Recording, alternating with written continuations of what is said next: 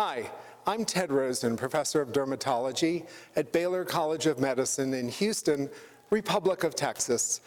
I spoke today about the subject of chronic urticaria, specifically chronic idiopathic urticaria, which is our most common and most vexing type of chronic urticaria. Some of the important points I made during this presentation. Number one, it seems to be more frequent than it used to be. Number two, some patients have angioedema, according to papers up to 40%, although in my personal experience, that's not exactly correct.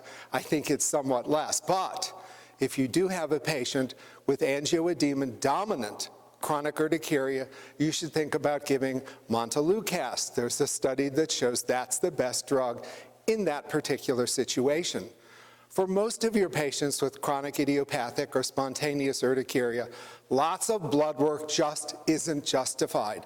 The most recent studies show you're not going to find anything that changes your therapeutic armamentarium, although you probably ought to think about evaluating thyroid function, which is the one most common autoimmune disorder associated with chronic idiopathic or spontaneous urticaria.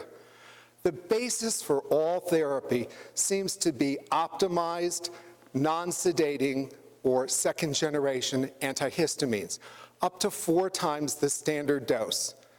After that, if that's not sufficient, you add to, don't replace, you add to this other options. The number one option, particularly as pointed out by European guidelines, would be omalizumab. The question has long been, how long do you continue giving that anti-IgE biologic drug? And 2019 data suggests you give it as long as the patient needs it, and there's really good data for at least a year's administration.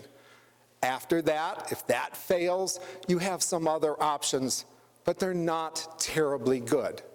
The exciting thing about chronic urticaria is, like psoriasis or atopic dermatitis, we are developing an entire new armamentarium, including ligolizumab, which is another anti-IgE autoantibody, as well as antibodies directed against interleukin-5 and its receptor, as well as blockers for intracellular kinases that are responsible for the production of histamine and other vasoactive peptides.